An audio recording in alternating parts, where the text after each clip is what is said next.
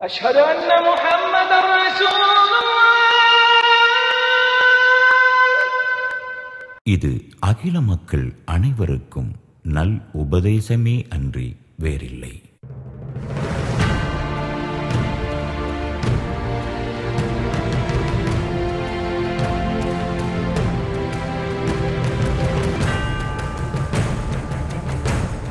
தோழர்களே, நமது வியாதி நோய் சூத்திரர்கள் என்ற நோய் பெரிது, மிக மிக பெரிது. இது புத்தி தொழு நோய் போன்றது, வெகு நாளைய நோய். இதுக்கு ஒரே ஒரு மருந்து தான், அது இஸ்லாம் தான். இதை தவிர வேறு மருந்து இல்ல. இது இல்லாட்டி வேதனைப்பட வேண்டியதுதான். ஆமா, தூக்க மருந்தும் போத மருந்தும் கொண்டு நோய் இம்சை தெரியாம நாளும் பணம் போல கலக்க வேண்டியதுதான். நோய் தீர்ந்தெழுந்து நடக்க இன்றைய நிலையில் இஸ்லாம் தான் மிகச்சிறந்த மருந்து. ஆமா ஐயா, பெரியார் சொல்றதெல்லாம் சரிதான். இப்போ எங்க ஊரை எடுத்துக்கிட்டீங்கன்னு வச்சுங்களேன், என்னதான் பேசி பழகுனாலும் நான் சீட்டில் உட்காந்தா அவன் கம்பியில் நிற்கிறான், பஸ்ஸில். பந்தியில் நான் இந்த பக்கம் உட்காந்தா அவன் அந்த பக்கம் உட்காடுறான், கோயிலில் உள்ள விட மாட்டேங்கிறான். இவ்வளவு பிரச்சனை இருக்கும்போது பெரியார் சொல்ற இஸ்லாம் மார்க்கங்கிறது ஒரு அரபு தேசத்துக்கு மாதிரியே எனக்கு தோணுது. நான் என்ன நினைக்கிறேன்னா, தமிழ் பேசுற திராவிடனான என்னுடைய இழிவை போக்குகிற மார்க்கமா இஸ்லாம். என்ன வேலை செய்றீங்க? நான் காலேஜில் ப்ரொஃபஸரா இருக்கேன். பாருங்க, இது மாதிரி ஆள் இப்படித்தான் கேட்பீங்கன்னு பெரியாருக்கு தெரிஞ்சிருக்குது. இவ்வளவு படிச்சுக்கிறீங்களா, இப்படி எல்லாம் கேட்பீங்கன்னு தெரிஞ்சுதான் அவரே சொல்றாரு, இஸ்லாம் என்றால் முகமது நபிகள் மதம் என்றோ, இங்கு லுங்கி கட்டி கொண்டு அளந்து தாடி வைத்துக் கொண்டிருக்கும் சாஹிபு, ராவுத்தர், மரைக்கார், மாப்பிள்ளை என்கின்றவர்கள் மதம் என்றோ கருதி விடாதீர்கள். இஸ்லாம் என்பது சாந்தி, பணிவு, பக்தி என்ற பொருள்படும் அரபு சொல். இஸ்லாம் என்பது சகோதரத்தன்மை என்பது. கடவுள் என்பது திராவிட மொழி, காடு என்பது ஆங்கில மொழி, அல்லாஹ் என்பது அரபு மொழி என்பதல்லாமல் திராவிடர்களுக்கு மாறுபட்ட கடவுள் அல்ல, கொள்கை அல்ல என்பேன். இஸ்லாம் என்பது திராவிட மதம். அதுதான் இந்த இழிவை, சூத்திரன் என்கிற இழிவை, தாழ்த்தப்பட்டவனுக்கு நடைபெறுகிற கொடுமைகளை நீக்கக்கூடிய மதம்னே சொல்றார். மார்க்கம்லாம் பெரிய வார்த்தை போட்டு சொல்லல. இன்னைக்கு பெரியார்தாசன் என்ன பண்ணியிருக்கிறாரு, திராவிடர் மதத்தில் இணைஞ்சிருக்கிறாரு. இந்த திராவிட மதம் என்பதற்கு அவர் கொடுக்கிற விளக்கங்களை இதுவரைக்கும் பார்த்தோம். அது மட்டும் இல்ல, இந்த விளக்கங்களுக்கு மேலாக அவர் என்ன சொல்றாரு, இது முகமது நபிக்கு முன்பே இருந்த மதம்னு சொல்றார். ஆம், நாம் திருக்குரான் படித்தவர்களுக்கு தெரியும், இஸ்லாமியர்களுக்கு தெரியும். இதே விஷயத்தை தான் இறைவனும் சொல்லுகிறான். இது மனித குலத்தில் பிறக்கிற எல்லோருக்கும் உரிய மார்க்கம். காலகாலம் ஆதம் அலைஹிஸ்ஸலாம் தொடங்கிய காலத்திலே இருந்து கியாமத்து நாள் வரையிலே எல்லோருக்கும் உரிய மார்க்கம் இஸ்லாம். திராவிடர்களுக்கு மட்டும் இல்லாம போயிருமா? இதை அறிந்துதான் சொன்னார் பெரியார், உணர்ந்துதான் சொன்னார் பெரியார், தெரிந்துதான் சொன்னார் பெரியார். பெரியார் சொல்ற மாதிரியே வச்சுக்கோமே, திராவிடர் மதமான இஸ்லாத்துல பண்பு, பணிவு, அன்பு எல்லாம் இருக்குங்கிறார். இதையெல்லாம் வச்சுக்கிட்டு நான் ஒரு பகுத்தறிவாதியா இருந்துட்டு போறேனே, நீங்க மாறணுங்கிறதுக்காக நான் என்ன மாற முடியுமா? மதம் இல்லாமல் மக்கள் வாழ முடியாது, பெரியார் தான் சொல்லி இருக்கிறாரு. நீங்க சொன்னீங்களா பெரிய புத்திசாலிங்க, நாங்க மதம் இல்லாம அப்படியே பகுத்தறிவாதியாவே வாழ்ந்துடுறோம்னு. மதம் இல்லாமல் மக்கள் வாழ முடியாது. மனிதனுக்கு மரியாதையாய், அன்பாய், பக்தியாய், சாந்தியாய், சகோதரத்தன்மையாய், ஒற்றுமையாய், ஒழுக்கமாய், உதவியாய் வாழும் கொள்கையை உங்களுக்கு புரிவதற்காக பழக்கமான வார்த்தையில் சொல்லுகிறோம் மதம். இதெல்லாம் இருந்தா அதுக்கு பேர் தான் மதம். அந்த மதம் இஸ்லாம்னு சொல்றோம். இப்போ இதுல ஒரு கேள்வி வருதே, நாங்க எப்ப பகுத்தறிவாதியா உணர்ந்து நாத்திகனா மாறினமோ அப்பயே இந்து மதத்தை விட்டுலாம் வந்துட்டோம். எங்க இழிவெல்லாம் போச்சு. அப்புறம் எதுக்கு நாங்க இஸ்லாத்தை தழுவணும்? எப்ப நீங்க பகுத்தறிவாதி ஆயிட்டீங்களோ, எப்போ நீங்க நாத்திகரா ஆயிட்டீங்களோ, அப்பவே நீங்க இந்து மதத்தை விட்டு வெளியே வந்துட்டீங்க அப்படின்னு நினைச்சுக்கிட்டு இருக்கிறீங்க. உண்மை அது அல்ல. ஒருவர் கோயிலில் உள்ள கடவுள் சிலையை உடைத்தால், அதை வணங்கவில்லை என்றாலும், அதை எட்டி உதைத்தாலும், பிராமண மத சடங்கை செய்யாவிட்டாலும், அதை மீறிவிட்டாலும் பகுத்தறிவாதின்னு சொல்லிக்கலாம், தான் பெரிய நாத்திகன்னு உங்களை மாதிரியே பீத்திக்கலாம். ஆனால் அவன் இந்து அல்ல, சூத்திரன் அல்ல என்று ஆக முடியாது. இது சட்டப்படி, சம்பிரதாயப்படி அதுல தான் வச்சிருக்கிறாங்கிறத பெரியார் சொல்றாரு. இந்து மதத்தை, சடங்குகளை எதிர்த்தாலும் அவன் இந்து அல்ல, சூத்திரன் அல்ல என்று ஆக முடியாது. இதுதான் இன்றைய இந்து சட்டத்தின் தத்துவம். இந்திய அரசமைப்பு சட்டத்தில் இன்றும் இதற்கு பாதுகாப்பு இருக்கிறது என்கிறார் பெரியார். இப்ப என்ன செய்வீங்க? அப்ப நாங்க நாத்திகன் ஆனாலும் சூத்திரம் தான். அதுதாங்க. அதனாலதான் இஸ்லாமியர் ஆயிட்டா அது இல்லை. தந்தை பெரியாரே சொல்லி இருக்கிறாரு, 5 நிமிஷத்துக்கு முன்னால தாழ்த்தப்பட்டவனா இருக்கிறவன், 5 நிமிஷத்துக்கு முன்னால சூத்திரனாக இருக்கிறவன், நாத்திகனா இருந்தாலும் பகுத்தறிவாக இருந்தாலும் அப்பவும் நீ இந்து தான், சூத்திரன் தான், சட்டப்படி சம்பிரதாயப்படி. ஆனால் எப்பொழுது நீ இஸ்லாமியன் என்று அறிவித்துக் கொள்கிறாயோ அந்த 5வது நிமிஷமே உன்னை விட்டு அந்த சூத்திர தன்மையும் போய்விடுகிறது, அந்த இழிவு போய்விடுகிறது, தீண்டாமை போய்விடுகிறது என்று பெரியார் சொல்கிறார். தலைவர்களும் பேசுவதற்கான வாய்ப்பு வழங்கவில்லை. அண்ணன் அப்துல் ரஹ்மான், நம்முடைய ரிபாயுதீன் அவர்கள், நிஜாமுதீன் அவர்கள், அன்சாரி அவர்கள், இப்படி இஸ்லாமிய தலைவர்கள், சிக்கந்தர் அவர்கள், ஏராளமானவர்கள் இங்கே இன்னும் பேசுவதற்கு கூட இயலாத ஒரு நிலை. வந்தவுடன் நான் இந்த சிடியை வெளியிட்டு விட்டு உடனே கிளம்புவதற்கான ஒரு வாய்ப்பு இருக்கும் என்றுதான் கருதினேன். கிட்டத்தட்ட 4 மணி நேரம் இங்கேயே கட்டி போட்டு விட்டது இந்த நிகழ்வு.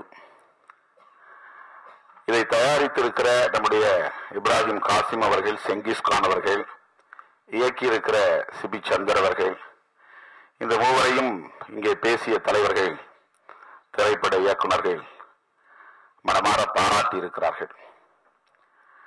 அவர்களோடு இணைந்து நானும் இவர்களை மனமாற பாராட்டுகிறேன்.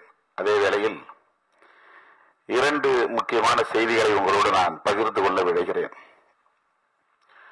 பாராட்டுகள் எப்படி உடன்பட்டவர்களிடமிருந்து வருகிறதோ அப்படி முரண்பட்டவர்களிடமிருந்து எதிர்ப்புகளும் வரும் என்பதைத்தான் நம்முடைய நலன்களில் அக்கறையுள்ள இயக்குநர்கள் இங்கே சுட்டிக்காட்டியிருக்கிறார்கள். நான் இந்த இடத்திலே குறிப்பிட விரும்புவது, நாம் மிகவும் எச்சரிக்கையாக இருக்க வேண்டிய 2 முரண்கள். ஒன்று, நாம் வலிந்து எல்லோரும் இஸ்லாமியத்திற்கு வாருங்கள், மாறுங்கள் என்று பிரச்சாரம் செய்வதை போன்று இது அமைந்துவிடக்கூடாது. இஸ்லாம் மதத்திற்கு எல்லோரும் வாருங்கள் என்று நாம் தந்தை பெரியாரை ஒரு ஆயுதமாக எடுத்துக்கொண்டு பிரச்சாரம் செய்வதாக யாரும் எண்ணிவிடக்கூடாது. இரண்டாவது, தந்தை பெரியார் கடவுள் இல்லை, இல்லவே இல்லை என்று சொன்னவர், அவர் கடவுள் உண்டு என்று ஒப்புக்கொண்டார் என்று சொல்லுவதாக பெரியாரியவாதிகள் முரண்பட்டுவிடக்கூடாது. இந்த கருத்துக்களை நான் செங்கிஸ்கான் அவர்களிடத்திலும் இப்ராஹிம் அவர்களிடத்திலும் என்னை வந்து சந்தித்து தேதி கேட்ட நேரத்தில் மேலோட்டமாக சுருக்கமாக சொன்னேன். இது மிகவும் கவனமாக நாம் கையாள வேண்டிய ஒன்று. தந்தை பெரியார் இஸ்லாத்தை தழுவினாரா தவிர்த்தாரா என்று இல்லாமல் இஸ்லாத்தை ஏற்றாரா எதிர்த்தாரா என்று மிக கவனமாகத்தான் மறைந்த அப்துல்லா அவர்கள், பெரியார்தாசன் அவர்கள் இதற்கு பெயரிட்டிருக்கிறார். இஸ்லாத்தை தழுவினாரா தவிர்த்தாரா என்றால் வெளிப்படையாக அவர் இஸ்லாம் மார்க்கத்தை ஏற்றுக்கொண்டு அந்த மதத்தை தன்னை இணைத்துக் கொண்டாரா அல்லது இல்லையா என்கிற கேள்வி. அது எல்லோருக்கும் தெரியும். அவர் வெளிப்படையாக ஒரு இஸ்லாமியராக மாறவில்லை, தன்னை இஸ்லாமியர் என்று அவர் அறிவித்துக் கொள்ளவில்லை. இது எல்லோருக்கும் தெரிந்த உண்மை. ஆகவே இஸ்லாத்தை ஏற்றுக்கொண்டாரா எதிர்த்தாரா என்கிற இந்த கேள்வி நமக்கு ஒரு விடையை தருகிறது. நிறைவாக அப்துல்லா அவர்களும் அதை பேசி முடிக்கிறார். அதை நாம் என்ன புரிந்து கொள்ள வேண்டும் என்றால், இந்துத்துவ கோட்பாட்டை மிக மூர்க்கமாக எதிர்த்த தந்தை பெரியார் அவர்கள், மிக கடுமையாக எதிர்த்த தந்தை பெரியார் அவர்கள்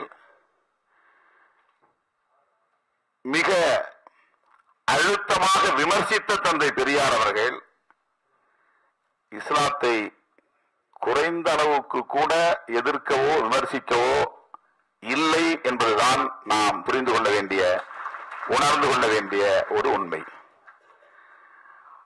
மதத்தை பற்றியும் கடவுளை பற்றியும் எதிரான கருத்து கொண்ட ஒரு தலைவர் இஸ்லாத்தை மறுக்கவோ எதிர்க்கவோ கடுமையாக விமர்சிக்கவோ இயலவில்லை என்கிற அளவுக்கு இஸ்லாம் பெரியாரை கவர்ந்திருக்கிறது, பெரியாரை ஈர்த்திருக்கிறது. பெரியார் அதிலே உடன்பட்டிருக்கிறார்.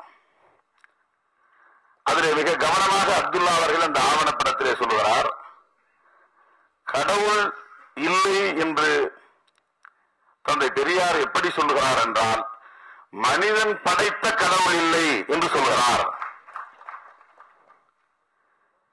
இவனே இவனுக்கு ஏற்ற கடவுளை இவனே உருவாக்கி கொண்டு, இவனே அதற்கு ஒரு புராணத்தை உருவாக்கி, அதற்கு ஏராளமான கட்டுக்கதைகளை உருவாக்கி, அதை தன்னுடைய நலனுக்காக, தன்னுடைய பிழைப்புக்காக இவன் தொடர்ந்து அதை பிரச்சாரம் செய்து வருகிறான். அந்த கடவுள் இல்லை என்று அப்துல்லா அவர்கள் விளக்கம் தருகிறார், மறைந்த நம்முடைய பெரியார்தாசன் அவர்கள். தந்தை பெரியார் அவர்கள் நபிகள் நாயகத்தின் கருத்திலோ இஸ்லாம் மார்க்கத்தின் அந்த கருத்தியலிலோ எந்த இடத்திலும் 0.1% கூட அவர் முரண்படவில்லை என்பதுதான் இஸ்லாத்தின் வலிமை. அதுதான் இஸ்லாத்தினுடைய வலிமை. இந்த அடிப்படையில் நாம் பெரியாரை புரிந்து கொள்ள வேண்டும்.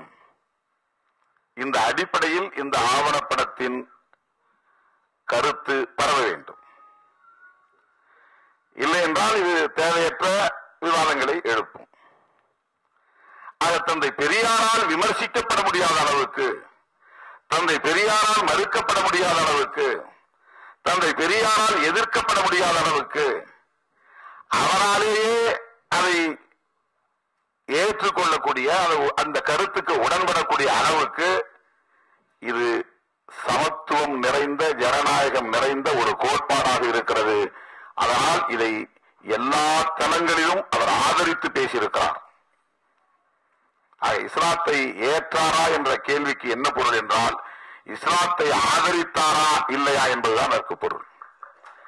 இஸ்லாத்தை ஆதரித்தாரா இல்லையா என்பதுதான் நாம் புரிந்து கொள்ள வேண்டிய ஒரு செய்தி. ஆக இஸ்லாத்தை ஆதரித்திருக்கிறார், இஸ்லாத்தில் அவருக்கு உடன்பாடு இருக்கிறது.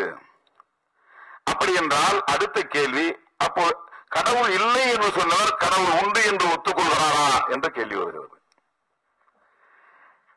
அப்படி என்றால் அவருடைய வாழ்க்கையே ஒரு கேள்விக்குறிக்கு தள்ளப்படுகிறது. அவர் முரண்பாடாக வாழ்ந்தாரா? சொன்னபடி அவர் செய்யவில்லையா? கடவுள் இல்லை என்று சொன்னவர் இந்த கருத்துக்களை எல்லாம் சொன்னதன் மூலம் அவர் தனக்குத்தானே முரண்பட்டு இருக்கிறாரா என்ற கேள்வியை இது எழுப்புகிறது. இஸ்லாத்தை பற்றி பேசுகிற எந்த இடத்திலும் தந்தை பெரியார் அவர்கள் மிக கவனமாக பேசுவது என்னவென்றால், இந்த மதம் சமத்துவத்தை வலியுறுத்துகிறது, இந்த மதம் சகோதரத்துவத்தை வலியுறுத்துகிறது, இந்த மதம் புராண கதைகளை, கட்டுக்கதைகளை கொண்டிருக்கவில்லை, கற்பனைகளை, கற்பிதங்களை இது திணிக்கவில்லை. ஒரு இயற்கை எப்படி நிர்வாணமாக இருக்க வேண்டுமோ அப்படி ஒரு மார்க்கம் நிர்வாணமாக இருக்கிறது என்றால், இயற்கையின்படியே அது இயல்பாக இருக்கிறது என்றால் அது இஸ்லாம் ஒன்றுதான்.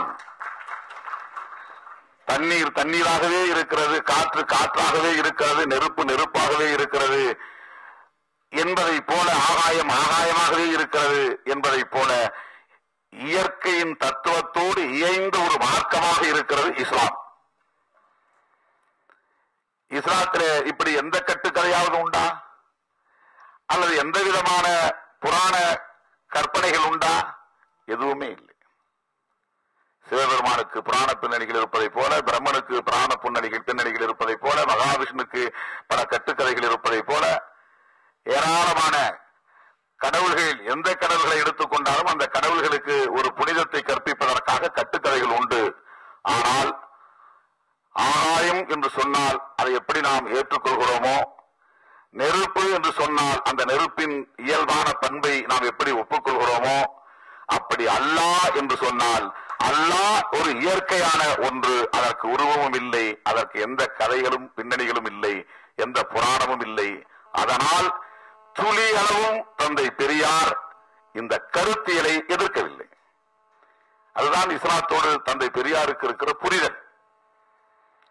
எனவே இந்த இடத்திலே கடவுள் உண்டா இல்லையா என்கிற கேள்விக்கு இடமில்லை. இஸ்லாம் மார்க்கத்தை பொறுத்தவரையில ஒரு இயற்கையான, ஒரு இயல்பான ஒரு மார்க்கம், மனிதநேயத்தை அடிப்படையாக கொண்ட சகோதரத்துவத்தை வலியுறுத்துகிற ஒரு மார்க்கம். எதற்காக கடவுளை வணங்க வேண்டும், எதற்காக மதத்திலே சேர வேண்டும், எதற்காக வழிபாடு செய்ய வேண்டும், எதற்காக இந்த நெறிமுறைகள் எல்லாம், எதற்காக பைபிள், எதற்காக குரான், எதற்காக இந்த வேத நூல்கள் எல்லாம்? இவை அனைத்தும் மனிதனை நெறிப்படுத்துவதற்காக. ஏன் மனிதனை நெறிப்படுத்த வேண்டும்? அவன் சகோதரத்துவத்தோடு வாழ வேண்டும் என்பதற்காக. ஏன் சகோதரத்துவத்தோடு வாழ வேண்டும்? அவன் அமைதியாக வாழ வேண்டும் என்பதற்காக. ஏன் அமைதியாக வாழ வேண்டும்? மனிதன் வலிகள் இல்லாமல், வருத்தங்கள் இல்லாமல் அவன் பிறவி எடுத்த மனித இந்த பிறவியை அவன் கழிக்க வேண்டும். ஆகவே இதற்கான ஒரு இயல்பான, இயற்கையோடு இயைந்த ஒரு கருத்தியலை அடிப்படையாக கொண்ட மார்க்கம்தான் இஸ்லாம். அந்த இடத்தில் தந்தை பெரியார் மிக தெளிவாக இருக்கிற காரணத்தால் இந்த இடத்திலே அவர் எந்த முரண்பாடுமின்றி 100க்கு 100 விழுக்காடு உடன்படுகிறார். இதிலிருந்து அப்துல்லா அவர்கள் சொல்ல விரும்புவது, நான் பெரியார் தாசனாக இருந்து அப்துல்லாவாக மாறியதால் என் அடிப்படை கோட்பாட்டிலிருந்து மாறவில்லை. யாருக்கு தாசனாக நான் என் வாழ்க்கையை தொடங்கினவனோ அதே கருத்தின் அடிப்படையில் தான் இஸ்லாத்திலும் நான் இருக்கிறேன். அப்துல்லாவாக மாறிய பிறகும் இருக்கிறேன். பெரியார் சொன்னதைத்தான் நான் செய்திருக்கிறேன். பெரியார் உடன்பட்ட கருத்தைத்தான் நான் ஏற்றுக்கொண்டிருக்கிறேன். பெரியார் வழிகாட்டிய அடிப்படையில் தான் என் வாழ்க்கையை, நான் கடைசி கால வாழ்க்கையை அமைத்துக் கொண்டிருக்கிறேன் என்பதை அவர் வாதிடுகிறார். எனவே நாம் பெரியார் கடவுள் மறுப்பு கொள்கையை சொன்னவர், பிறகு கடவுள் உண்டு என்ற கொள்கையை ஏற்றுக்கொண்டவர் என்கிற பொருளிலே இதை கொண்டு போகக்கூடாது. அந்த முரண்பாடு வராமல் நாம் பார்த்துக் கொள்ள வேண்டும். இரண்டாவது, எல்லோரும் வாருங்கள், தீண்டாமை கொடுமையால் பாதிக்கப்பட்டிருப்போரே, சாதிய வன்கொடுமைகளால் ஒவ்வொரு நாளும் ரத்தம் சிந்திக் கொண்டிருக்கிற மக்களே, நீங்கள் இஸ்லாத்திற்கு வாருங்கள் என்று நாம் வலிந்து பிரச்சாரம் செய்வதை போன்ற ஒரு தோற்றத்தை, ஒரு துணியை நாம் ஏற்படுத்திவிட வேண்டிய அவசியம் இல்லை. என்றால் இஸ்லாத்தை என்ன சொல்லுகிறது? இறைவன் நாடினால் என்று சொல்கிறது. இன்ஷா அல்லாஹ், இறைவன் நாடினால் என்று சொல்கிறது. திருமாவளவன் இஸ்லாத்தை ஏற்றுக்கொள்ள வேண்டும் என்று இறைவன் நாடினால் நான் ஏற்றுக்கொள்ளப் போகிறேன். ஆகவே நாம் யாரிடமும் எதையும் திணிக்க கூடாது என்பதுதான் இஸ்லாம். எதையும் நாம் தீவிரமாக பிரச்சாரம் செய்து அழுத்தம் கொடுத்து நீ இதை ஏற்றுக்கொள் என்று நல்லதை கூட சொல்ல வேண்டாம் என்பதுதான் இஸ்லாம். அந்த அடிப்படையை நாம் ஒருபோதும் மறந்துவிடக் கூடாது. ஆகவே நம்முடைய அணுகுமுறையில் தான் இந்த சின்ன மாற்றங்கள் தேவைப்படுகிறது. ஆக என்ன சொல்ல வேண்டும் என்றால், இஸ்லாத்தில் தந்தை பெரியாருக்கு துளி அளவும் முரண்பாடு இல்லை. அவர் பிற மதங்களை எல்லாம் கடுமையாக விமர்சித்திருக்கிறார், முரண்பட்டிருக்கிறார், எதிர்த்திருக்கிறார். அவரால் எதிர்க்கப்பட முடியாத, விமர்சிக்கப்பட முடியாத ஒரே மார்க்கம் இஸ்லாம் மார்க்கம் தான். தந்தை பெரியாரால் போக்கப்பட்ட, தந்தை பெரியாரால் ஏற்றுக்கொள்ளப்பட்ட மிகச்சிறந்த ஜனநாயக கருத்தியல், சமத்துவ கருத்தியல் இஸ்லாம் தான். இதை பெரியார் சொல்லியிருக்கிறார் என்று சொன்னால் போதும். பெரியார் தமிழகத்தின் ஒரு கோட்பாட்டு குறியீடு, பெரியார் தமிழகத்தின் ஒரு மாற்றத்தின் குறியீடு. பெரியார் என்கிற இந்த சொல்லை தாண்டி தமிழகத்தில் இப்போது எதுவுமே நிகழாது என்கிற அளவுக்கு தமிழகத்தில் ஒரு அரசியல் நிகழ்ந்து கொண்டிருக்கிறது, அரசியல் மாற்றம் நிகழ்ந்து கொண்டிருக்கிறது. எனவே பெரியாரின் கருத்துக்களில், சிந்தனைகளில் இஸ்லாம் எவ்வாறு வெளிப்பட்டிருக்கிறது என்பதை சொல்லுவதற்கான ஒரு முயற்சி இது. இந்த இடத்திலே செங்கிஸ்கான் பேசுகிற போது ஒன்றை சொன்னார். ஏன் பெரியாரிஸ்டுகள் தந்தை பெரியாரின் இந்த கருத்தை பேசவில்லை அல்லது எடுத்துரைக்கவில்லை என்று சொன்னார். உங்களுக்கு ஒரு ஓன் அஜெண்டா இருப்பதை போல ஒவ்வொருவருக்கும் ஒரு ஓன் அஜெண்டா இருக்கிறது. அவரவருக்குரிய அஜெண்டாவின் அடிப்படையில் தான் அவரவருக்குரிய கருத்துக்களை எடுத்து சொல்வார்கள். கடவுளை எதிர்த்து பிரச்சாரம் செய்ய வேண்டும் என்று நினைக்கிறவர்களுக்கு கடவுளை எதிர்த்து தந்தை பெரியார் என்ன சொன்னாரோ அதை மட்டும்தான் சொல்வார்கள். சாதியை ஒழிக்க வேண்டும் என்று கருதுகிற எனக்கு தந்தை பெரியார் சாதி ஒழிப்பை பற்றி என்னெல்லாம் சொல்லியிருக்கிறாரோ அதை மட்டும்தான் நான் எடுத்து சொல்லுவேன். அது எனக்கான அஜெண்டா. இஸ்லாத்தை பற்றி தந்தை பெரியார் என்ன சொல்லியிருக்கிறாரோ அதையெல்லாம் தேடி எடுக்க வேண்டிய பொறுப்பு மறைந்த அப்துல்லா அவர்களுக்கு இருக்கிறது. அது அவருக்கான ஒரு தேவையாக இருந்தது. அதை எடுத்து மக்களுக்கு சொல்ல வேண்டிய தேவை உங்களுக்கான தேவையாக இருக்கிறது. எனவே யாரும் சொல்லவில்லை, ஏன் சொல்லவில்லை என்று கேட்க வேண்டாம். நாம் சொல்லுவோம், நம்முடைய அஜெண்டாவை நாம் எடுத்து சொல்லுவோம். எனவே அப்படி ஒரு முரண்பாட்டையும் நாம் ஏற்படுத்திக் கொள்ள வேண்டிய தேவையில்லை. நிறைவாக இயக்குனர் அமீர் அவர்கள் ஒரு கோரிக்கையை வைத்தார், அல்லது ஒரு வேண்டுகோளை வைத்தார், அல்லது ஒரு கட்டளையை இட்டார். உங்கள் காலத்திலாவது நீங்கள் தெளிவாக ஒன்றை சொல்லுங்கள் என்று சொன்னார். ரொம்ப சிக்கலான ஒரு விஷயம் இது.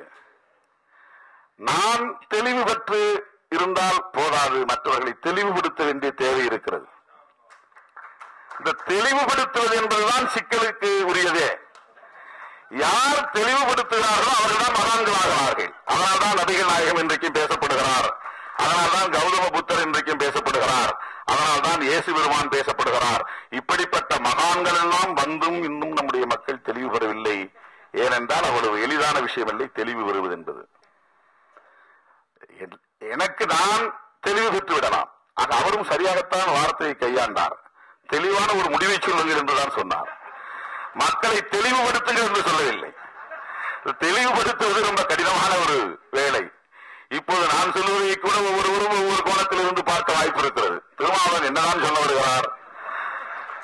நம்மை ஆதரித்து பேசுகிறாரா, எதிர்த்து பேசுகிறாரா? இந்த அரங்கத்திலே இதை என்ன அவர் சொல்ல வருகிறார் என்று பலருக்கு கேள்விகள் எழத்தான் செய்யும். ஏனென்றால் இந்த தெளிவு பெறுவது என்பது அவ்வளவு கடினமான ஒன்று. எல்லோரும் ஒரே மாதிரியாக மொழியை புரிந்து கொள்வதில்லை, ஒரே மாதிரியாக பார்வையை கொண்டிருப்பதில்லை. இந்த பார்வை என்பதுதான் மிக முக்கியமானது. என்ன ஆங்கிள் ஒரு விஷயத்தை பார்க்கறோங்கிறது தான் ரொம்ப முக்கியமானது. ஒரு திரைப்படத்தை பார்த்துக்கிட்டு இருக்கும்போது அரைகுறை ஆடையில் இருக்கிற ஒரு பெண்ணை அல்லது ஒரு பைத்தியக்கார நிலையிலே ஆடை கிழிந்த நிலையிலே இருக்கிற ஒரு பெண்ணை இயக்குனர் காட்டுகிறார். மனிதநேயம் உள்ளவன் அதை பார்க்கிற போது அந்த பெண்ணை பார்த்ததும் பரிதாபப்படுகிறான். வக்ர புத்தி உள்ளவன் அந்த பெண்ணை பார்க்கிற போது ஆபாசமாக பார்க்கிறான். இயக்குனரின் பார்வை ஆபாசமாக காட்ட வேண்டும் என்பதா அல்லது பெண்ணின் மீது பரிதாபம் ஏற்பட வேண்டும் என்பதற்காக காட்டப்பட்டதா என்பது தெரியாது. உள்ளபடியே இயக்குனரின் பார்வையும் வக்ர பார்வையாக இருந்திருக்கலாம், அல்லது இயக்குனரின் பார்வையும் ஒரு பரிதாப பார்வையாக இருந்திருக்கலாம். பார்க்கிறவன் பார்வையை பொறுத்தது. பார்க்கிறவனின் பார்வை, அந்த பார்வை என்பது ஆங்கிலத்திலே ஆங்கிள் என்று நாம் சொல்லலாம். என்ன வியூ, ஒவ்வொருத்தரும் ஒவ்வொரு மைண்ட் செட் இருக்கு. அது குழந்தையிலிருந்தே டியூன் செய்யப்படுகிறது. அப்படி டியூன் செய்யப்படுகிற அந்த மைண்ட் செட் தான் ஒவ்வொரு பிரச்சனைகளையும் ஒவ்வொரு கோணத்திலே அதை பார்ப்பதற்கான அனுமதியை வழங்குகிறது, அந்த வாய்ப்பை உருவாக்குகிறது. ஆகவே பலதரப்பட்ட பார்வையுள்ள மனிதர்களை ஒருமுகப்படுத்துவதற்கு, தெளிவுபடுத்துவதற்கு இந்த மண்ணிலே மகான்கள் தோன்றி அது நிறுவனமயமாக ஆகின நிலையில்தான் அது மதங்களாகிறது. மதங்கள் என்று திடீரென்று கடவுளை கும்பிடுவதற்காக உருவானதல்ல மதம். அதை நாம் நன்றாக தெரிந்து, மதம் சொன்னாலும் சரி, மார்க்கம் சொன்னாலும் சரி, அமீர் இதை மார்க்கம் என்று சொல்ல வேண்டும் என்று சொன்னார். எந்த மதத்தை காரணம் கேட்டாலும் மார்க்கம் தான் சொல்லுவாங்க. கிறிஸ்தவத்தை கேட்டாலும் இது கிறிஸ்தவ மார்க்கம், இது இந்து மார்க்கம். மார்க்கம்னா வழி, பாதை. அவரவர்கள் அந்தந்த பாதையை தான் சொல்லுவாங்க. ஆனா உண்மையிலேயே மார்க்கம் என்றாலும் சரி, மதம் என்றாலும் சரி, இதனுடைய அடிப்படை நோக்கம் மானுடத்தை நெறிப்படுத்துவதுதான். மனிதன் உணர்ச்சி வயப்படக்கூடியவன். உணர்ச்சி வயப்படுகிற நிலையிலே அவன் தன்னைத்தானே அழித்துக் கொள்கிறான். உணர்ச்சி வயப்படக்கூடிய மனிதனை நெறிப்படுத்துவதற்கென்று ஒரு தொடர் பிரச்சார இயக்கம் மேற்கொள்ளுகிற போது, அது நிறுவனமயமாகிற போது, அது நிலை பெறுகிற போது அது ஒரு மதமாகிறது, ஒரு இன்ஸ்டிடியூஷன் ஆகிறது. அது ஒரு இன்ஸ்டிடியூஷனாக மாறுகிறது. பல 100 ஆண்டுகள் தொடர்ந்து வருகிறது. அப்படி இன்ஸ்டிடியூஷன் ஆகிற போது கூட, நிறுவனமாகிற போது கூட எத்தனையோ மதங்கள் தன்னுடைய ஒரிஜினாலிட்டி, அந்த தொடக்கம் மூலம் இருக்கிறது, அதை இழந்து விடுகிறது. இஸ்லாத்தின் சிறப்பு என்னவென்றால் 1400 ஆண்டுகளுக்கு முன்பு நபிகள் நாயகம் எத்தகைய கருத்தை இதன் கோட்பாடாக வைத்தாரோ அந்த கோட்பாடு இன்னும் பின்பற்றப்படுகிறது. இத்தனை தலைமுறை தாண்டிய பிறகும் உருவ வழிபாடு இல்லை என்றால் உருவ வழிபாடு இல்லை. ஏக இறைவன் தான், பல கடவுள்கள் இல்லை என்றால் அந்த ஏக இறைவன் என்கிற கோட்பாடுதான். சகோதரத்துவம் தான் இதனுடைய அடிநாதம் என்று அவர் சொன்னார். அந்த சகோதரத்துவம் இன்றைக்கும் கடைபிடிக்கப்படுகிறது. சமத்துவம் தான் இதனுடைய இறுதி இலக்கு என்று அன்றைக்கு சொன்னார். அந்த சமத்துவம் தான் இன்றைக்கும் இறுதி வரைக்கும், இந்த நாள் வரைக்கும் கடைபிடிக்கப்படுகிறது. இதுதான் மற்ற மதங்களுக்கும் இந்த மதத்திற்கும் உள்ள ஒரே சிறப்பு, போற்றுதலுக்குரிய சிறப்பு. கிறிஸ்தவம் இங்கே வந்தது, இது வேளாள கிறிஸ்தவமாக மாறிவிட்டது, நாடார் கிறிஸ்தவமாக மாறிவிட்டது, பறையர் கிறிஸ்தவமாக மாறிவிட்டது, பிள்ளைமார் கிறிஸ்தவமாக மாறிவிட்டது. இங்கே சாதி எப்படி இருக்கிறதோ அதற்கு ஏற்பது மாறிவிட்டது. ஆனால் இஸ்லாம் பிள்ளைமார் இஸ்லாம் கிடையாது, நாடார் இஸ்லாம் கிடையாது, பறையர் இஸ்லாம் கிடையாது, பல்லர் இஸ்லாம் கிடையாது. ஏனென்றால் இதன் அடிப்படை அப்படியே இருக்கிறது. இதுதான் இஸ்லாத்திற்குள்ள மிகப்பெரிய சிறப்பு. அதற்கு நபிகள் நாயகத்தின் அறிவும் தொலைநோக்கு பார்வையும் தான் காரணம். அது தனியா பேசுவோம், அது 1 மணி நேரம் பேசுவோம். நபிகள் நாயகத்தினுடைய தொலைநோக்கு பார்வையும் அவருடைய மிகச்சிறந்த நுண்ணிய நுட்பமான அறிவும் தான் அதற்கு அடிப்படையான காரணம். எனவே நம்முடைய இயக்குனர் அமீர் அவர்கள் கேட்டுக்கொண்டதை செய்வதுதான் நம்முடைய கடமை. ஆனால் எந்த அளவுக்கு மக்களை நாம் தெளிவுபடுத்த முடியும்? அதிலே வெற்றி பெற்றவர்கள் மகான்களானார்கள், மற்றவர்கள் எல்லாம் தொண்டர்களாகவே இருக்கிறார்கள். தந்தை பெரியாரை, அவருடைய கருத்துக்களை புரிந்து கொள்வதிலேயே இன்னும் நமக்கு தெளிவு கிடைக்கவில்லை. அப்படிப்பட்ட மாமனிதர்கள், புரட்சியாளர் அம்பேத்கர், தந்தை பெரியார் போன்ற மாமனிதர்களே, இந்த களத்திலே நீங்கள் சொன்ன அந்த கேள்விக்கு விடை சொல்ல முடியாமல் அவர்களே இந்த கடமையை நம்மிடத்தில் ஒப்படைத்து விட்டு போயிருக்கிற நிலையில் நாம் முயற்சிப்போம், அது நம்முடைய கடமை. என்னை பொறுத்தவரையில் தந்தை பெரியாரின் கருத்து என்னவோ அதே கருத்துதான் இஸ்லாத்தின் மீது விடுதலை சிறுத்தைகளின் கருத்தாகும், திருமாவளவனின் கருத்தாகும். அந்த அடிப்படையில் தான் எங்கள் இயக்கத்தினுடைய கருத்தியல் பரப்பு மாநில துணை செயலாளராக இருக்கிற சிவி சந்திரன் அவர்கள் இந்த இயக்கத்தின் கருத்தைத்தான் இந்த ஆவணப்படத்தின் மூலமாக பரப்பிக் கொண்டிருக்கிறார். அந்த வகையிலே அவரை நான் பாராட்டுகிறேன். தயாரிப்பாளர்கள் செங்கிஸ்கான் அவர்களும் இப்ராஹிம் காசிம் அவர்களும் அவருக்கு துணை நின்ற மற்ற தோழர்களும் இந்த அணுகுமுறையை பின்பற்றி இந்த ஆவணப்படத்தை இன்னும் இன்னும் மூளை முடுக்கெல்லாம் எடுத்துச் செல்வோம். மக்களிடத்திலே இஸ்லாத்தின் அருமை பெருமைகளை நாம் பரப்புவோம் என்று சொல்லி வாய்ப்புக்கு நன்றி கூறி நிறைவு செய்கிறேன். நன்றி.